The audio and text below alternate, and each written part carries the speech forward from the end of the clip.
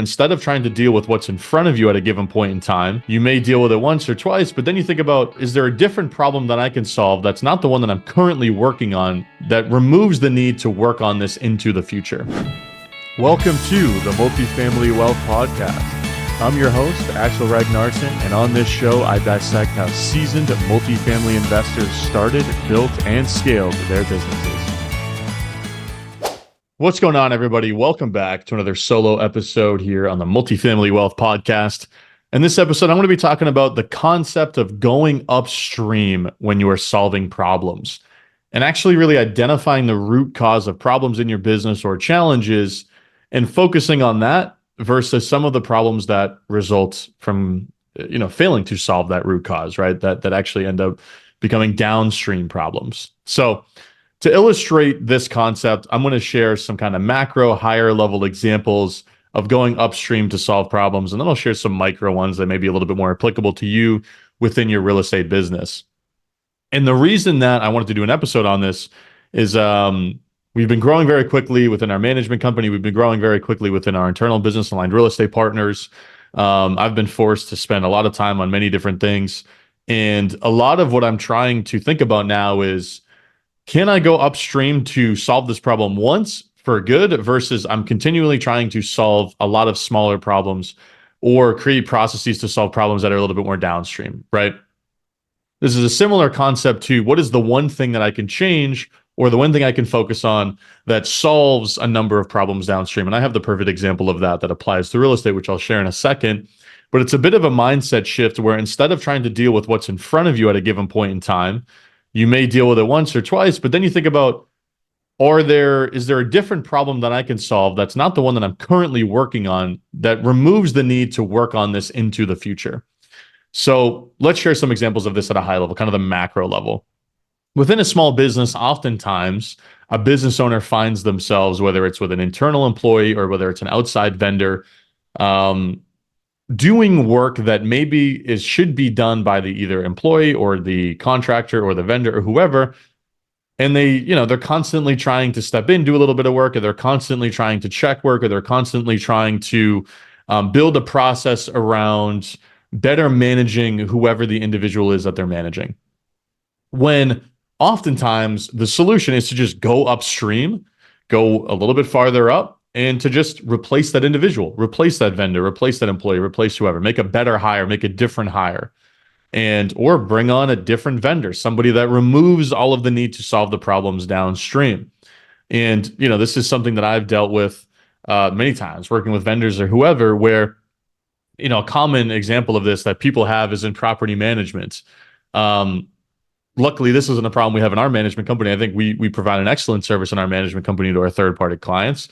But as someone who's been a customer of other management companies or a client of other management companies, oftentimes you're sending an email that you maybe don't get a reply to. So you're setting reminders to go follow up on previous emails you sent. You're constantly setting reminders to follow up on questions or requests that you have of the actual management company themselves.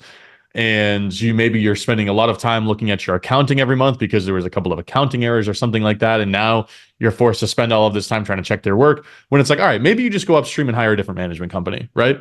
Hire one to where they reply faster. When you ask them to do something, they do it, and you don't need to babysit all of the little minutia of that relationship, right? Their accounting is robust and extremely detailed, right? So you don't necessarily need to scour your owner reports with the actual magnifying glass that maybe you did beforehand. Insert different problem there, right? I'm sharing a couple of examples. So you just go upstream and you just make a different hire. You build a different relationship versus trying to continually solve these smaller paper cut type problems. The one biggest macro one that I'll share as it relates to real estate investing in general is just buying better deals. And it's so funny how stressful the real estate investing process is when you're buying thin deals, right? Everything downstream becomes so much more challenging. And I've talked about this ad nauseum on the podcast, so I'll kind of breeze through it. But it's like such a critical concept, which is why I want to focus on it. You have your renovation budget and your CapEx budget and implementation timeline becomes so much more strained, right? You can't go over budget. You can't really deviate from your schedule. Everything becomes much more thinner, and you absolutely need to hit your numbers at a much higher percentage of accuracy than if you just bought a better deal and had a little more margin. Your financing becomes far more important. You're fighting over every little point from an interest rate standpoint, and that entire part of the process becomes much more challenging. You have very little margin for error from a management standpoint. You need to really, really hyper diligently manage your vacancy rate. You need to hyper diligently manage the rents that you're achieving, right? And you may not have the ability to just provide a little bit of concession on rents to get a slightly better tenant or a tenant that will stay for longer, because you have to hit that big rent projection to make the deal pencil out. And obviously, all of these things are important, right? You should do all of these things, even if you are buying a good deal. But that's just bonus, right? That's extra. It's not so absolutely aggressively managed when you buy a deal just at a better price. And when you buy the deal at a better price, the margin for error along the rest of the process becomes much, maybe not much wider, but it becomes wider depending on how good of a deal you get. And that's the one decision you can make that makes the rest of the process incredibly or much less stressful and incredibly more easy to manage than buying a thin deal or a deal at market, where everything else needs to be executed on perfectly. Another example from a real estate standpoint, more macro, is you're constantly having management problems, right? And maybe you have a good management company, but you have all of this turnover. You have expensive turnover where you're going in and you're spending all of this money to renovate these units that you feel like you're renovating them every time a tenant leaves because they destroy them. You're getting low quality residents. You're spending so much time on the management of the actual property itself, and it's pulling you away from being able to find deals and raise money. Maybe the solution, right? Instead of trying to figure out a better way to asset manage these properties, or trying to figure out a different way to do it, and now you're going and hopping from management company to management company when the one you had was pretty good, but you're just buying tough deals. It's just look in different areas, right? We go one level upstream. We go a little bit farther up the stream, right? Up the river. We buy in better deals. We solve all of those problems that are downstream, right? We get better individuals that live there. They stay longer. They pay more. We have less management headaches. The turnover is less expensive. There's like 15 things that are solved by just buying in slightly better areas. Now, is that to say that you can't make money buying in rough areas? No. And you can't do a good job investing in no, of course not. But if you're finding that all of these problems are becoming an absolute drain on your business, maybe that's the one solution for you, is you just start being a little bit more diligent about where you look for deals, and you start focusing on different areas and different neighborhoods a little bit more diligently. Now let's share some micro examples. Whenever you're turning units, right, this is a simple one. You find yourself replacing the carpet every time. When we go upstream, let's just stop using carpet as a material. Insert different kind of renovation material there that then solves upon turnover into the future. Constantly dealing with tenants forgetting their keys, and you're having to rekey units every time a tenant moves out, and it's becoming a very laborious process. Go upstream, use electronic locks, right? There's all kinds of examples of this on a management standpoint. But again, when you start thinking about this at the micro level, you start to think a little differently about how you solve these problems. Instead of having an unbelievable key management system at your office, you can do it digitally with codes, right? With a smart lock or a digital lock. Investor updates. Let's say you're raising capital and you're constantly getting questions from investors about specifics, right? You should be compiling all of your FAQs as it relates to questions that investors ask you. Let's say this is for an ongoing projects, and just provide more robust investor updates every month as part of your process, right? You go upstream, you try to get ahead of that. If you find you're asked questions on a regular basis by investors as it relates to the investing process, whether it's FAQs about your business, whether it's your track record, whether it's the actual process of investing, instead of replying to those emails on a one-to-one basis every time, maybe we go upstream and we create some brand collateral that solves it for us, that's readily accessible, that we spend a little bit more time to do one time, and therefore we have it all the time in the future whenever these questions are asked, right? Or you're just disclosing as part of the capital raise process up front, and you're just getting ahead of it. Let's say you work with a bank that doesn't allow you to do remote wires, and it's becoming an actual challenge to go into branch to do wires. Like, this is one that I faced, right?